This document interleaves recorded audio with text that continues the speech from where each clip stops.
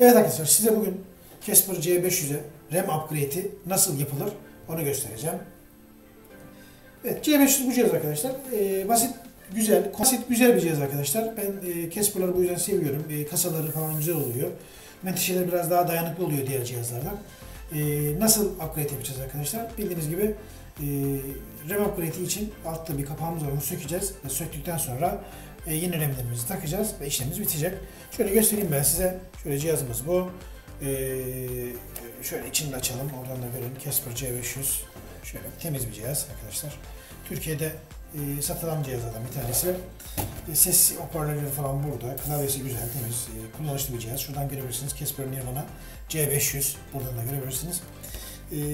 Bu cihaz i5 bir bilgisayar arkadaşlar. Bir de tabii iris sistem bir ekranı var. Ekran kartı var.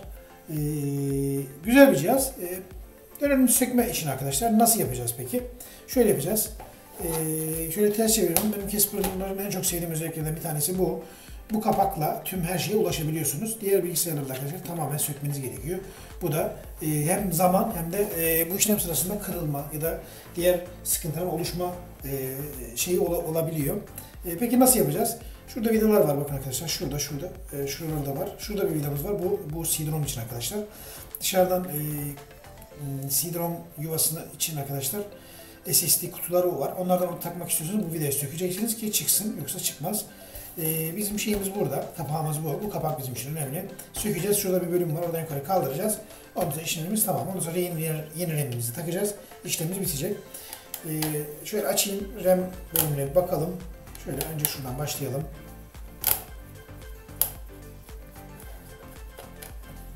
Standart bir yıldız tonalite arkadaşlar. Bunun tüm vidalar hemen hemen aynı. Aralarında fark yok. O yüzden bir sıkıntı olmaz. Karışsa da bir sıkıntı çıkmaz. O yüzden sökerken çok fazla dikkat etmenize gerek yok. Tabii ki mümkün olduğu kadar vidaları sökmeden önce arkadaşlar pilimizi de çıkartalım. Ben çıkartmayı unuttum. Şimdi bunu da çıkartacağım. Bunun pili arkadaşlar bildiğiniz gibi vidalı. Pili sökmek için vidaları sökmeniz gerekiyor. Şurada bakın bir vidamız var pil için. Üzerinde pil işareti var bakın şurada. Pil işareti. Ben dediğim gibi her zaman eğer bir cihazı sökecekseniz mümkün olduğu kadar ilk önce pili sökün. Pili çünkü üzerinde elektrik akımı varken ya da en azından üzerinde bir akım varken cihazın anakartına müdahale ettiğinizde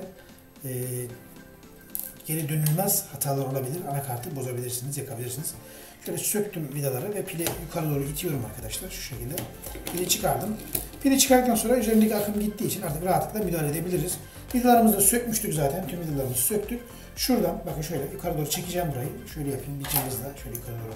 Hafif çok içeri bastırmadan hafif ucunu takarak yukarı doğru kaldırıyorsunuz. Ve cihaz önümüze geldi. Cihazımız bu. Burada fanımız var. Wi-Fi modülümüz var. Burada işlemcisi var. İşlemci, i5 işlemci. Ekran kartsız modülü olduğu için ekran kartı bölgesi boş. Kendi üzerinde Intel HD ekran kartı var. Burada RAM'lerimiz var. Bu RAM'leri arkadaşlar yükselteceğiz. Bu RAM'leri yükselteceğiz. Ve yeni RAM'leri takacağız. Böylece işlemimiz bitmiş olacak. Gene şimdi arkadaşlar kablosu var burada. Burada bir ekranın kablosu var. Ekrana giden bağlantı kablosu var. Bu şekilde arkadaşlar. Şimdi önce yapmamız gereken RAM'lerimizi sökeceğiz. Söktükten sonra arkadaşlar yenisini takacağız. Ondan sonra kapatacağız ve işlemimiz bitecek. RAM'lerimiz burada. Şöyle bakın şu şekilde kenara doğru çekiyorsunuz. Şöyle kenara doğru çektim ve birinci RAM'imi aldım. Bu da öyle. Kenara doğru çekiyorum ve ikinci RAM'imi de aldım. Bakın bu şekilde yeni RAM'lerimizi takacağız.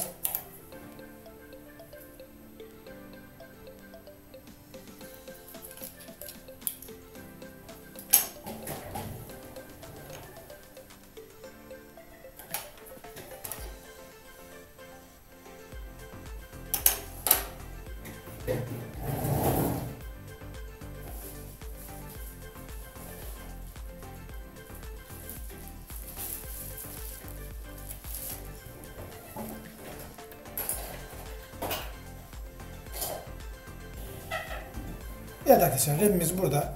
RAM'imizi takacağız. Tek 8 GB'lık bir RAM arkadaşlar. 2.2 idi diğerleri. Bakın şuradakiler 2.2 idi. Şöyle göstereyim ben size. 2.2 idi. Bunu söktüm. Yerine tek 8'lik takacağım. Bu şekilde yerine takacağız. Şu şekilde taktım. Gördüğünüz gibi işlemimiz bitti.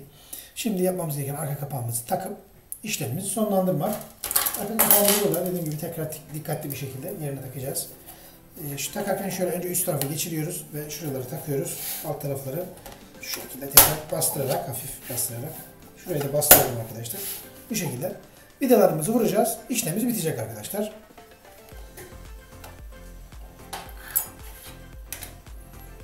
Evet, kapağımızı kapattık arkadaşlar. Şimdi yapmamız gereken vidalarımızı vuracağız. Şöyle önce şuradaki vidaları takalım.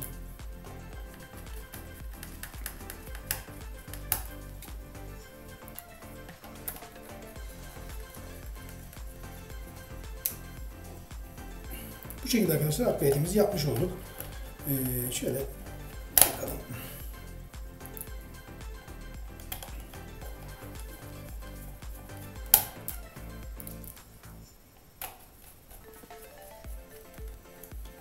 Evet, buradaki tüm vidalarımızı vurduk. Şimdi pilimizi takalım. Şöyle tekrar yerine geçirip aşağı doğru çektim ve şuradan vidalarımızı tekrar pilin vidalarını takıyorum.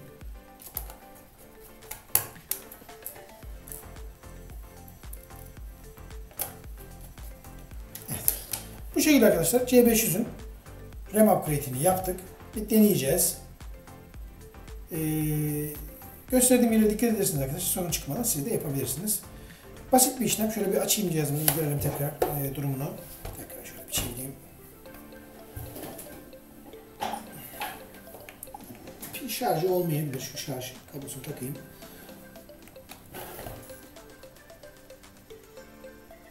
Evet. Gördüğünüz gibi cihazımız hazır. Her şeyimiz hazır arkadaşlar.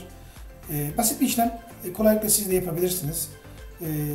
Biz bir problemle karşılaşırsanız lütfen bunu yorumlardan yazın. Elimden geldiği kadar yardımcı olmaya çalışacağım. Bu arada kanalıma abone olmayı, paylaşmayı, destek olmayı unutmayın arkadaşlar. Hepinize kolay gelsin. İyi günler diliyorum.